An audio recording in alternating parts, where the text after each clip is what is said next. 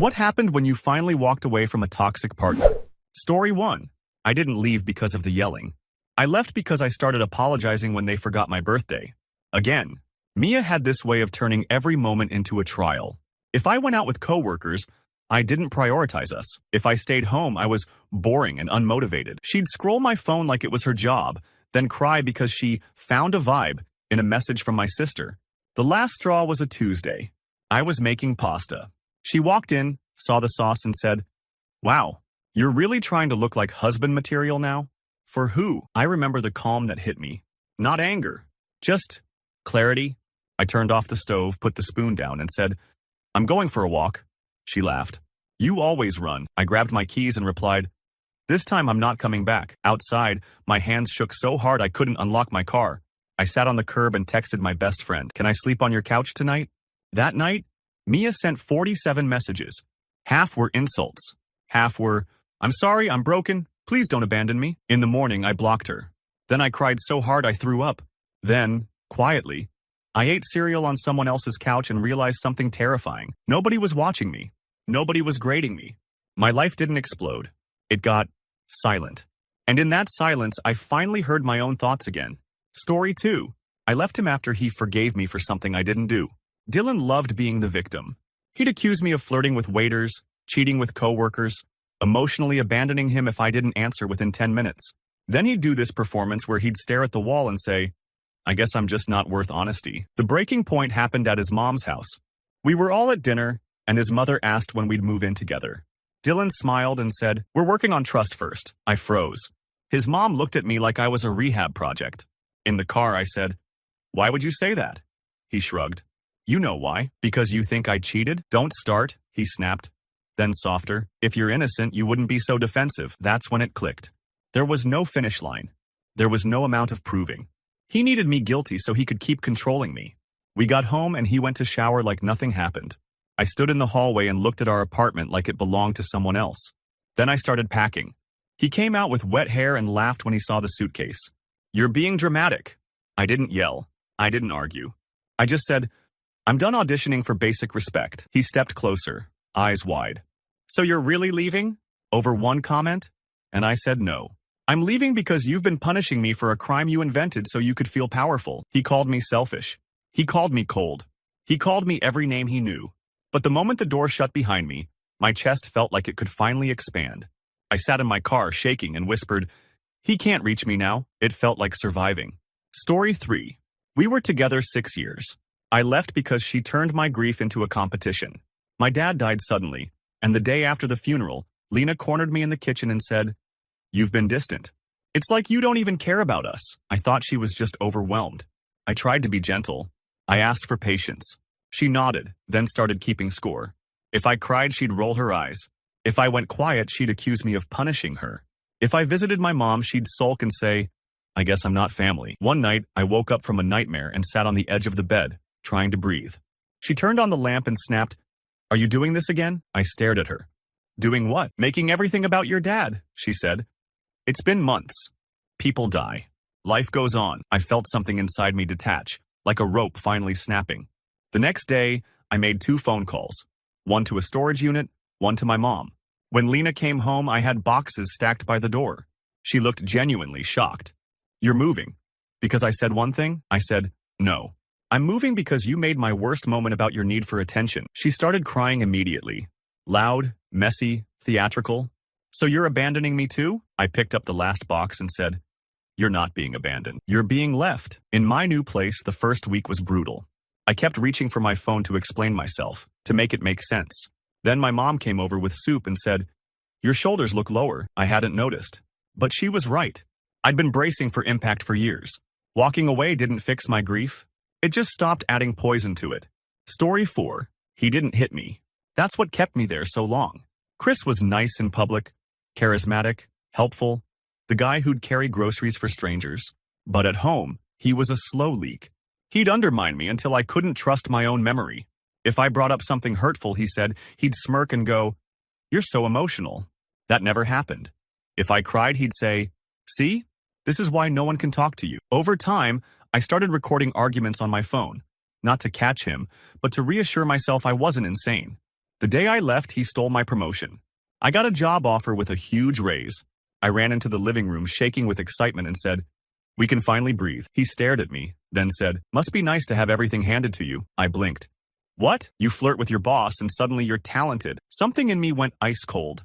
I walked into the bedroom, opened my notes app, and typed one sentence. "I will not spend my life proving my reality to someone committed to denying it." I sent my sister a single word, "Now." She showed up with her car, no questions asked. While I packed, Chris stood in the doorway laughing. "You'll be back. You always come back." I zipped my suitcase and said, "That's the story you tell yourself so you don't have to change." Outside, he followed me, voice sweet, like a salesman. "Let's talk. I'll do better. Just don't embarrass me." I looked at him and realized he wasn't afraid of losing me. He was afraid of losing control. I got in the car. My sister locked the doors. Chris pounded on the window once, hard, then smiled like he'd never done it. And as we drove away, I started laughing. Not because it was funny, but because it was over. For the first time in years, my brain felt quiet. Story 5. I left her after she tried to turn my therapy into a weapon. Jade and I started out intense. Big love, big promises, big apologies. She'd scream, then sob, then insist I was the only one who understood her. I thought it meant we were deep. It meant we were unstable.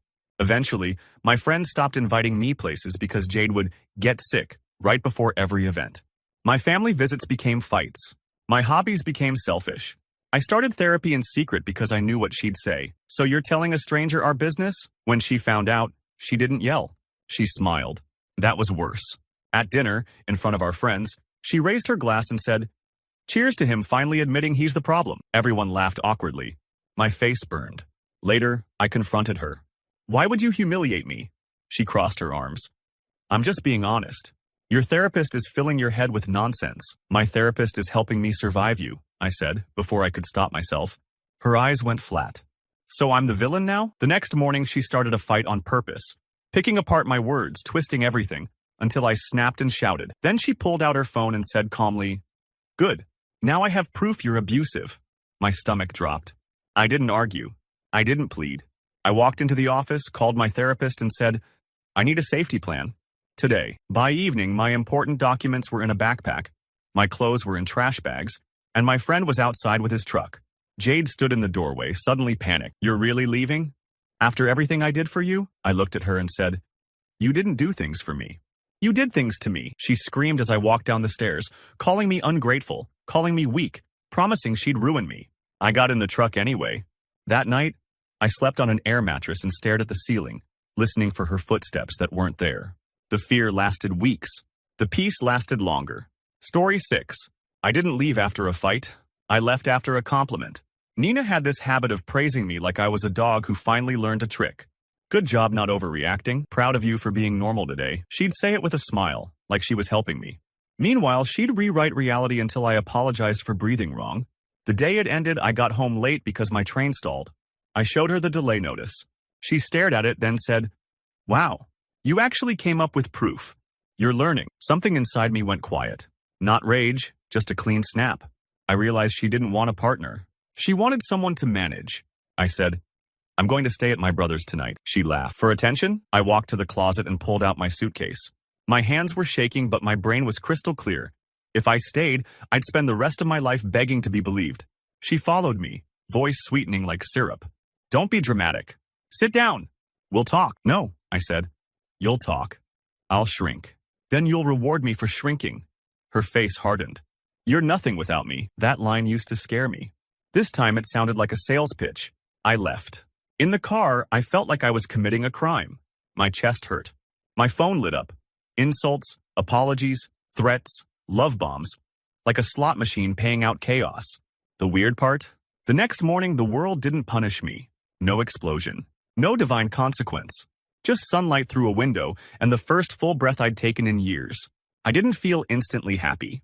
I felt unowned. And that was enough to keep going. Story 7. I walked away the moment I realized his silence was violence with good PR. Caleb never screamed. He just disappeared inside the same room. If I brought up something that hurt me, he'd stare past me and go mute for days. No eye contact. No replies.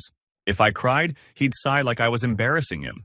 After a while, I started behaving like a hostage negotiator, picking words carefully, smiling through discomfort.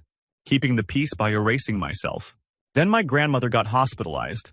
I called him from the parking lot, shaking, and said, "I need you today." He said calmly, "I was going to go to the gym. Don't make this about you."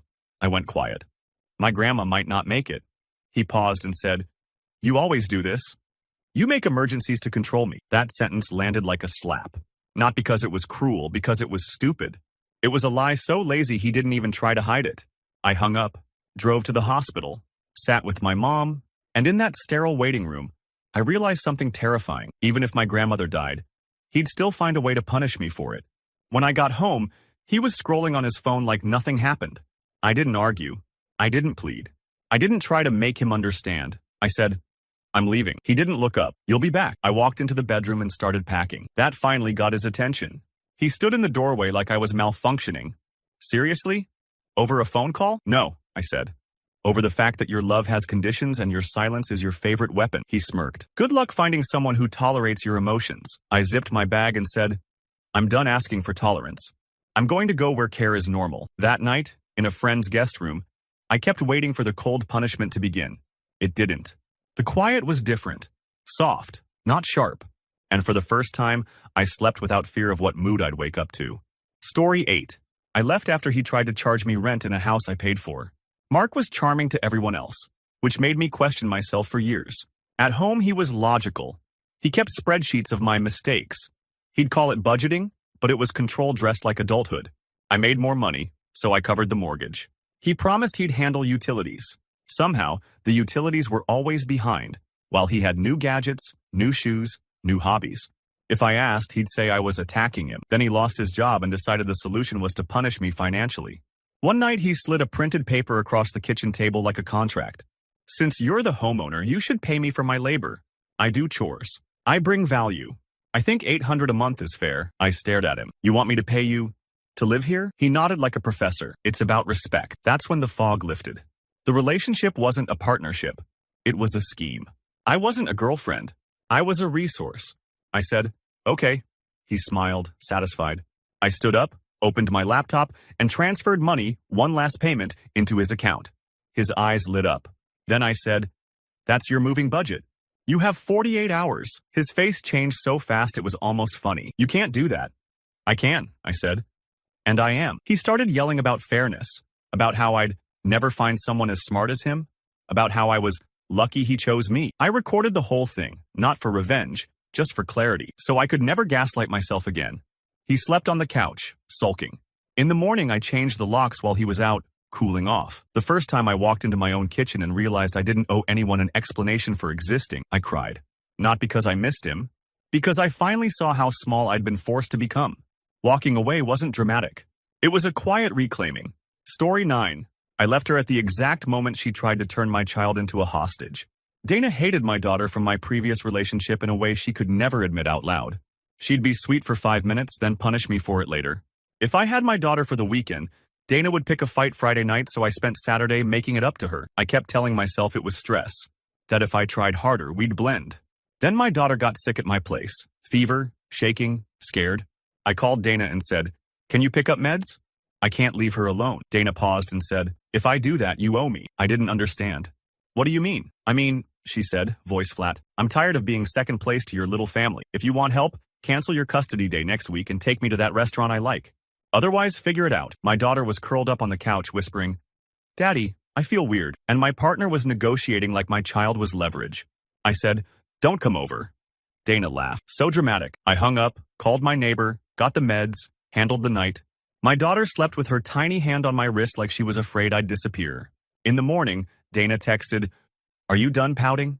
I drove to her apartment not to argue, just to end it. She opened the door already annoyed, like I was an inconvenience. I said, "You used my kid as a bargaining chip. We're done." Her face twisted. "I knew you'd choose her over me. I'm her father," I said. "That's not a choice. That's a responsibility." She tried crying, then threatening, then insulting my ex, then insulting me. I walked away anyway.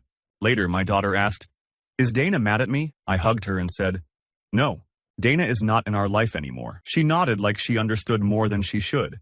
That's when I realized walking away wasn't just saving me. It was protecting someone who trusted me completely. Story 10. I finally walked away when I caught myself rehearsing lies in the mirror.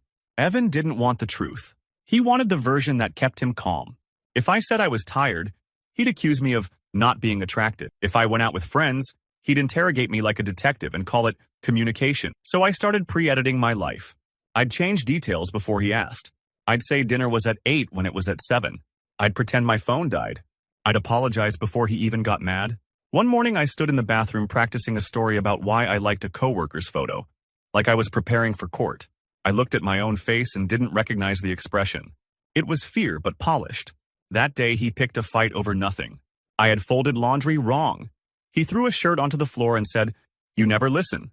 You love acting stupid." I heard myself say, "I'm sorry," automatically. And then I stopped mid-word. I said very quietly, "I'm not doing this anymore." He blinked. "Not doing what?" "Living like I'm guilty," I said. "I'm leaving." He laughed, confident. "You're too weak to leave." I walked into the bedroom, pulled out a duffel bag, and started filling it. He followed me, voice rising. He tried love. He tried anger. He tried mockery. Then he said the line he always used, "After everything I've done for you." I looked at him and said, "You didn't do things for me. You did things to keep me manageable." His face went blank, like a mask slipping. I left with one bag and my laptop. I expected to feel heartbreak. Instead, I felt shock, like stepping out of a loud club into cold air. At my sister's place, I opened my phone and saw 20 missed calls. I didn't answer a single one. Because the moment I walked away, I realized something simple. Love isn't supposed to require a defense strategy. Story 11. I left after she ruined my good news on purpose. Again, every time something went right for me, Tessa would find a way to poison it. Promotion? They probably needed someone compliant. New hobby? Cute. Midlife crisis. Good mood? What are you so smug about? The night I finally walked away, I got accepted into a program I'd applied to months ago. I told her at dinner, smiling like an idiot. She stared at me and said, "So you're going to be around even less." Great. Just what this relationship needed. I said, "Can you just be happy for me?" She laughed. "Why? So you can feel important?" I felt my stomach drop. But then something else happened. Relief. Because I realized she wasn't accidentally cruel. She was strategically cruel. If I stayed small, she stayed safe. I stood up, paid for my half of the meal, and said, "I'm going home to pack." She followed me outside, furious. "You're really going to throw everything away because I'm being honest?" I turned and said, "Honesty doesn't have to be spite." At home, she tried every lever. Crying, insults, sudden affection. When I didn't budge, she got cold. "You'll regret this. Nobody will love you like I do." I zipped my suitcase and answered, "That's the point." I left with my hands shaking, but for the first time in years, I didn't feel confused. I felt decided. Story 12. I walked away when he started fighting with the version of me he imagined. Ryan would accuse me of thoughts, literally. If I looked out the window too long, he'd say I was thinking about leaving. If I didn't laugh at a joke, he'd say I was punishing him. I tried to reason with him like it was a misunderstanding, but it was never about reality. It was about control. One afternoon, I got a text from my mom asking if I could come by to help her move a couch. I told Ryan, "I'm going to my mom's for an hour." He said, "No, you're not." I blinked. "What?" He sat up straighter. "You're using your mom to avoid me. You always do that when you're guilty." "Guilty of what?" He smiled like he'd caught me. "Exactly. Playing dumb." I stood there with my keys in my hand and suddenly saw my future. Endless accusations, endless defenses, endless exhaustion. I said calmly, "I'm going." He got up fast and blocked the door. Not touching me, just standing there. "If you walk out, don't come back." My heart hammered. I could feel fear trying to turn into obedience. Instead, I said, "Okay." I stepped around him and left. My legs felt unreal on the stairs. In the car, I started crying so hard I had to pull over. He texted me immediately. "I didn't mean it. Come home." Then, "You're abandoning me." Then, "You're a monster." I drove straight to my mom's and told her everything. She didn't ask why I stayed so long. She just said, "You can stay here." That night, I slept in my childhood room and felt something I hadn't felt in years. Safety without negotiation. Story 13. I finally left when she tried to test my loyalty with a fake breakup. Mara loved chaos like oxygen. She'd pick fights before my work presentations, before family events, before vacations, then call it passion. If I tried to calm things down, she'd say I was boring. If I got upset, she'd say I was abusive. One Friday, right before my friend's wedding, she announced, "I can't do this anymore. We're done." I froze. "What?" She shrugged like it was casual. "I just need to see how you react. If you fight for me, you care." Something in me snapped into clarity. "You're breaking my heart to run an experiment?" She smirked. Don't be dramatic. I looked at her and realized she didn't want love. She wanted proof of power. So I said, okay. Her smile faltered. Okay what? Okay. If we're done, we're done. She laughed nervously. Stop. You're supposed to, try. I picked up my suit bag for the wedding and said, I'm tired, and I'm not participating in your tests anymore. Her face changed fast. Panic, then rage. You're abandoning me. No, I said. You keep pushing me off cliffs and calling it romance. I walked out. She called me 50 times during the drive. Then she posted vague sad quotes online. Then she showed up at my friend's wedding venue in a black dress, crying, trying to make it about her. Security escorted her out. My friends stared at me like they finally understood why I'd been distant for years. I didn't feel embarrassed. I felt free. Story 14. I left after he threatened to teach me a lesson in front of strangers. Jonah's favorite move was humiliation. He'd correct me mid-sentence, mock my laugh, joke about my weight, then tell me I was too sensitive. If I confronted him privately, he'd say he didn't remember. The final night was at a friend's house party. Someone asked how we met. I started telling the story, smiling. Jonah cut in and said, she begged me for months. I finally gave her a chance. People laughed awkwardly. My face burned. I tried to recover with a joke, and he leaned close and whispered, keep talking and I'll really embarrass you. That whisper hit harder than any shout, because it was so calm, so practiced. I put my drink down, walked to the bathroom, stared at myself in the mirror and thought, if I stay, this becomes my normal. I walked back out, grabbed my coat and said, I'm leaving. He smiled like I was joking. No, you're not. Yes, I said, and you can Uber home. His eyes flashed. You can't do that to me. I can, I replied. Watch. I walked out into the cold and my whole body shook. He spammed my phone with calls, then texts. You're insane. Come back. You're humiliating me. I didn't answer. I went home, locked the door, and sat on the floor behind it like I was hiding from a storm. In the morning, I expected regret. Instead, I felt something strange. Pride. I'd finally defended myself in public, without apologizing for it. Story 15. I walked away when I realized I was becoming someone I didn't respect. Liam wasn't a monster. That made it harder. He was just draining. Everything was a crisis. Every inconvenience became my job to fix. If I didn't, he'd say I didn't love him. He'd forget to pay bills, then blame his anxiety. He'd be rude to my friends, then say he felt judged. He'd pick fights, then tell me I made him react. Over time, I started lying to protect his feelings. I stopped inviting people over. I stopped posting anything that might trigger him. I smiled through resentment and called it maturity. Then one night, my best friend called me crying, needing support. I started to get up to go see her. Liam sighed dramatically and said, so I'm alone again. Cool. Just leave me like everyone else. I paused. My friend was sobbing on speaker, and Liam was making it about him without even trying. I looked down at my hands and realized they were clenched like fists all the time now. I said, I'm going to help her. He rolled his eyes. Of course. You always choose other people. And something clicked. This wasn't love. This was a leash. I didn't scream. I didn't insult him. I said, I'm done living with guilt as my default setting. He laughed. You'll calm down. I packed a bag anyway. He followed me, bargaining, then accusing, then crying. When I stepped outside, the air felt sharper than usual, like the world had higher resolution. I drove to my friend, held her while she cried, and for the first time in years, I didn't feel like I was doing something wrong by being a decent person. That's when I knew I wasn't going back. Story 16. I walked away after she joked about my dead brother, then called me dramatic. Avery's cruelty always wore a smile. She'd say something sharp, watch my face change, then laugh like I was the weird one for feeling anything. Relax. It's humor. If I pushed back, she'd sigh and tell me I was emotionally exhausting. We were at a small get-together with friends. Someone asked about my tattoos. I pointed at the one for my brother and said, it's for him. Avery raised her glass and said, aw, at least someone misses him. The room went silent. My friend's jaw literally dropped. I stared at her, waiting for the punchline. She just smiled, pleased with herself. In the car, I said, that was disgusting. She rolled her eyes. Oh my God, I didn't mean it like that. You said it exactly like that. She laughed. You're going to punish me over a joke? You love being the victim. Something inside me went cold. That wasn't an apology. That was a threat. Accept the abuse or become the problem. When we got home, she went straight to bed like the night was over. I stayed in the kitchen, shaking, and realized I was done negotiating my own dignity.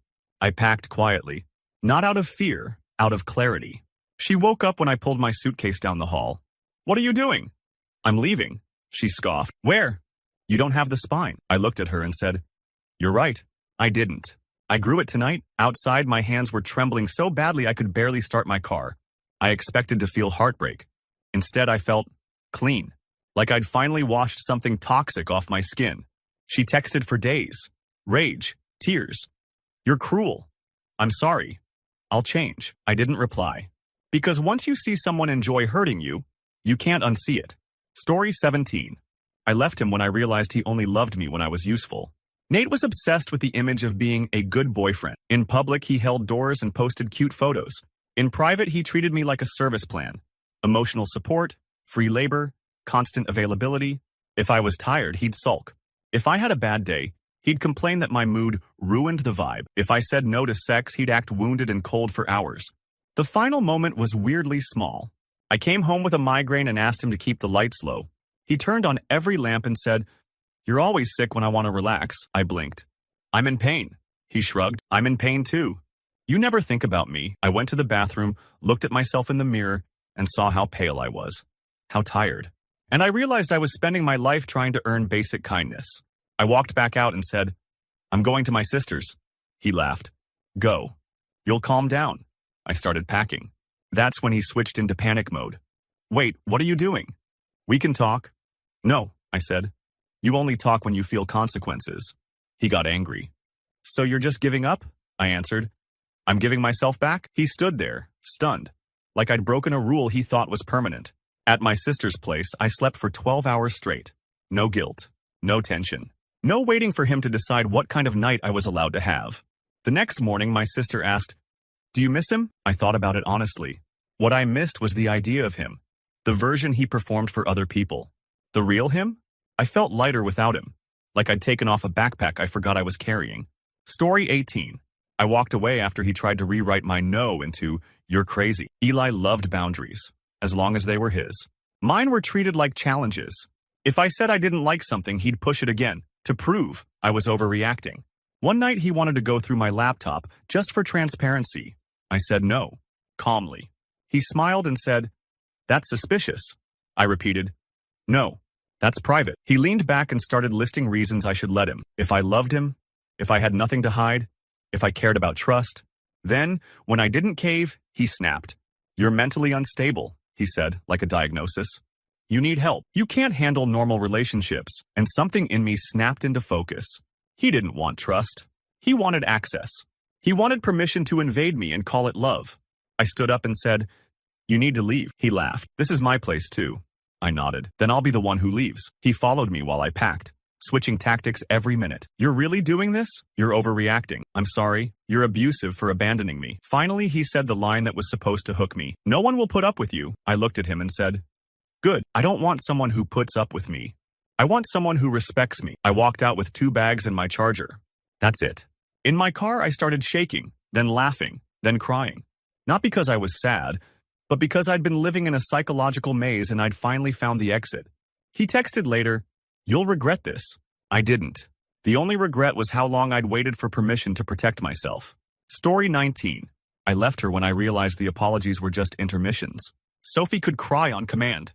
She could promise change with the most convincing voice. And for a while, I believed every word because I wanted it to be true. Her pattern was always the same. Explode, blame me, cry, apologize, honeymoon, repeat. If I forgave her, she called it growth. If I hesitated, she called it punishment. The night it ended, she threw a glass at the wall because I didn't answer a call during a meeting. When I stared at the shattered pieces on the floor, she started sobbing and said, "Look what you made me do." I didn't yell. I didn't argue. I just said, "I'm done." She froze, like she hadn't heard that option before. Then she launched into the usual script. "I'm sorry. I'm broken. I'll get help. Please don't leave." Normally, that would have melted me. But this time, I noticed something. She wasn't asking what she'd done. She was asking me to erase it. I said, "Your apology is just a reset button." She wiped her tears instantly. "That's not fair," I replied. "Fair would have been not making me clean broken glass at midnight while you blame me for your temper." I packed while she cycled through rage and pleading. When I opened the door, she said quietly, "If you leave, you're the villain." I looked back and said, "Call me whatever you want. I'm choosing peace. Outside, my hands were bleeding from a tiny cut I didn't even feel. That's how numb I'd been. The cut healed. So did I. But only after I stopped handing her my life every time she cried. Story 20. I finally walked away when he tried to isolate me, for my own good. Jordan would act concerned every time I talked to friends. They don't really care about you. They're jealous. They're using you. At first I thought he was protective. Then I noticed the pattern. Anyone who supported me became a threat. The final push happened when my best friend invited me to her birthday dinner. I told Jordan the date and he smiled and said, "Cool." 2 days before, he suddenly announced he'd booked us a weekend trip. Same weekend, non-refundable, and he'd already told everyone we were going. I said, "You knew about the dinner?" He shrugged. "Your friend will get over it. I'm your real life." I felt my stomach twist. That wasn't romance. That was a cage with pretty decorations. I said, "I'm not going." His face hardened. "Yes, you are," I repeated. "No, I'm going to my friend's dinner." He stepped closer, voice low. "If you go, don't bother coming back." There it was. The threat disguised as a boundary. I nodded. "Okay." His confidence flickered. "Wait, what?" I walked into the bedroom, grabbed my essentials, and called my friend. "Can I stay with you tonight?" Jordan followed me, suddenly frantic. "You're choosing them over me?" I looked at him and said, "I'm choosing myself over manipulation." I left while he stood there shocked, like he'd just discovered he couldn't control gravity. At the dinner, my friend hugged me so hard I almost broke. I kept waiting for the guilt to hit. Instead, I felt something I hadn't felt in a long time. Being loved without conditions. Story 21. I left when he tried to punish me for being sick. I had food poisoning, shaking, sweating, basically living on the bathroom floor. I called Owen from the tile and whispered, "Can you bring me water?" He stood in the doorway and said, "I have a meeting in the morning." "Can you not be so dramatic?" I stared up at him like he was a stranger. "I'm throwing up," he sighed, irritated, and said, "Every time I need peace, you have some crisis." That sentence hit harder than the nausea, because I'd heard it before. When my car broke down. When my mom needed surgery. When I cried after a horrible day. My pain was always inconvenient. I dragged myself up, found my phone, and called my neighbor. She showed up with Pedialyte and crackers like it was normal to care about another human being. Owen watched, annoyed, like my suffering was bad manners. When my neighbor left, he said, "See? You made it awkward. Now she thinks I'm the bad guy." I didn't yell. I didn't even argue. I just said, "You are." The next day, still weak, I packed a bag. Owen laughed when he saw it. "You're leaving because you had the flu?" "No," I said. "I'm leaving because you don't have empathy. And you punish me for needing it." He tried to backpedal. "I was stressed," I replied. "Stress doesn't erase character." I moved to my sister's for a week. In that week, my body healed faster than it should have. Turns out rest is easier when you're not also bracing for contempt. Owen texted later, "You're overreacting. Come home." I never went back. Because I finally understood. Love shouldn't make you feel guilty for being human. Story 22. I walked away after she tried to fix my personality like it was a defect. Janelle didn't scream. She coached. She'd smile and say things like, "You should talk less at parties." Or, "Your laugh is kinda loud, just being honest." Or, "You'd be hotter if you dressed more grown up." At first I thought she was helping me. Then I realized she never wanted me. She wanted her version of me. The breaking point was my friend's birthday. I wore a bright shirt I loved. The second we arrived, she leaned in and whispered, "You look embarrassing. Go change." I laughed because it sounded insane. "No." Her eyes flashed. "Do you want people to think you're childish?" I said, "I don't care." She went quiet, dead quiet. The kind of quiet that meant punishment was coming. The whole night she ignored me, joked with other people, posted selfies without me, and acted like I wasn't there. On the drive home, she said, "You ruined the night. You were stubborn." I pulled into a gas station, parked, and just sat there. My hands on the wheel, heart pounding. Then I said, "I'm done." She laughed. "Over a shirt?" "No," I said. "Over years of you trying to sand me down until I fit your aesthetic." She started crying instantly. "I just want the best for you," I answered. "You want the best for you. You want a boyfriend that looks good next to you." I went back to the apartment, packed, and left before she could spin it into another lesson about how I needed to grow. The next weekend, I wore that shirt again. And I realized something simple. I liked myself more without her commentary. Story 23. I left him when I caught him smiling during my panic attack. Miles was the kind of toxic that hides behind logic. He'd needle you until you broke, then call you unstable for breaking. We were arguing about nothing, again, because he insisted I misremembered a conversation. I knew what I heard. He knew I knew. He kept pushing anyway. My chest tight, my hands went numb. I started hyperventilating. I said, I can't breathe. He leaned back, watched me, and smiled. Not a comforting smile. A satisfied one. Wow, he said. There it is. The performance. Something primal woke up in me. I grabbed my keys and walked out without shoes. He followed me to the hallway, amused. You're running away again? I turned and said, No, I'm escaping. I sat on the stairs, shaking, and called a friend. She came immediately, wrapped me in a blanket, and said, He did this to you on purpose, didn't he? And for the first time I said out loud, Yes, that word changed everything. Because once you admit it's intentional, you stop trying to fix it with kindness. When I went back later with my friend to grab my things, Miles acted calm, almost bored. So you're really doing this? You'll regret it. I looked at him and said, You enjoyed watching me break. He shrugged like it was a compliment. You're too sensitive. I took my boxes and left. For weeks afterward, I'd flinch when my phone buzzed, like my body still expected him to rewrite reality. But then the flinching stopped. Because peace is addictive when you finally taste it. Story 24. I walked away after he tried to turn my boundaries into abuse. Theo would push and push.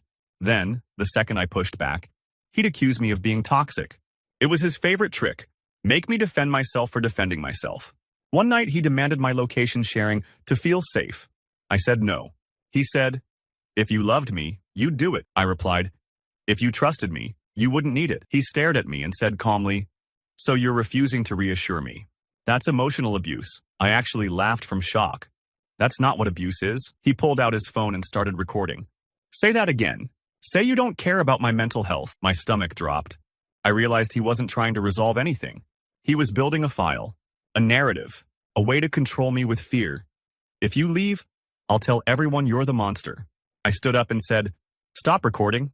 He smiled. Why? Afraid of accountability? That was it. The final clarity.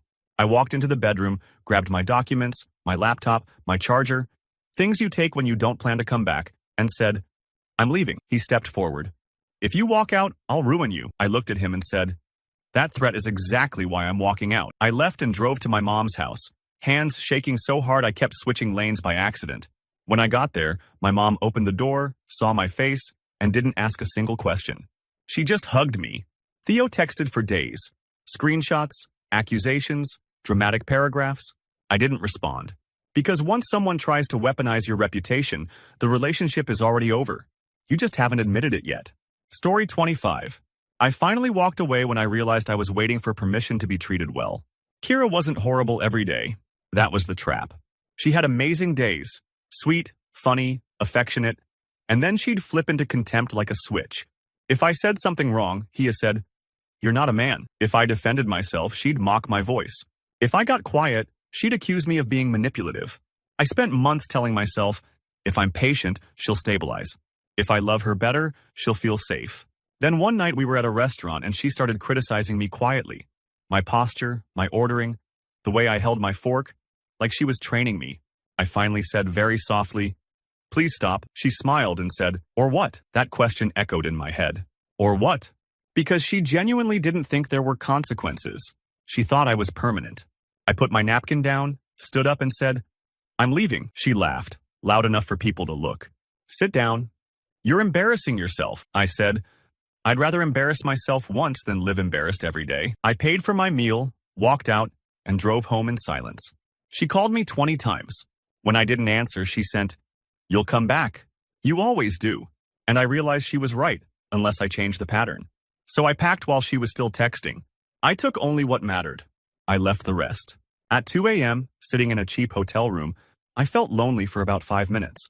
Then I felt something stronger than loneliness. Relief. Because for the first time, my life wasn't waiting on someone else's mood. Story 26. I left after she tried to make me jealous to prove I cared. Riley loved games.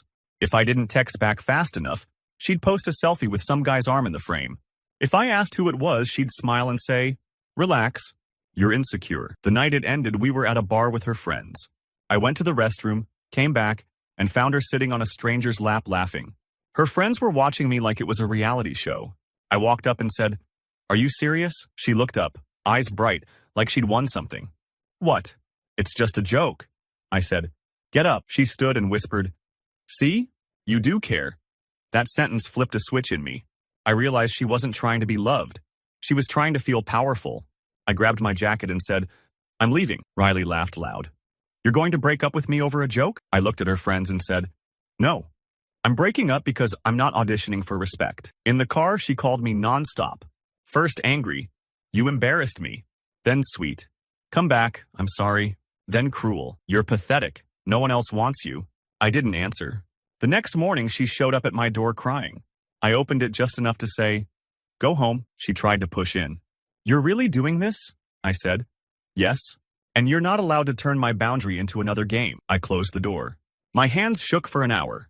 But later, when I sat in my quiet apartment and realized nobody was trying to provoke me, test me, or humiliate me, I felt something I hadn't felt in years. Stability. Story 27. I walked away when he started tracking my sleep like it was evidence. Derek had a new obsession every month. Biohacking, productivity, self-improvement. Somehow it always turned into him policing me. He downloaded an app that recorded snoring, then used it to accuse me of faking insomnia. He'd wake me up at 2 a.m. to ask, "Why were you awake for 7 minutes? Who were you texting?" I laughed at first because it sounded ridiculous. Then it kept happening. One morning he slammed his phone on the table and said, "You went to bed at 11:43. You told me 11:30. That's a lie." I stared at it. "Are you auditing my bedtime?" He leaned forward, serious. "If you hide small things, you hide big things." I felt this cold wave of realization. I wasn't in a relationship. I was in a surveillance state. That night I told him, "I'm done with the tracking. Delete the app." He smiled. "No. You're the problem. You need structure." I packed while he lectured me about discipline like I was a child. When he finally understood I was leaving, he panicked. "You can't go.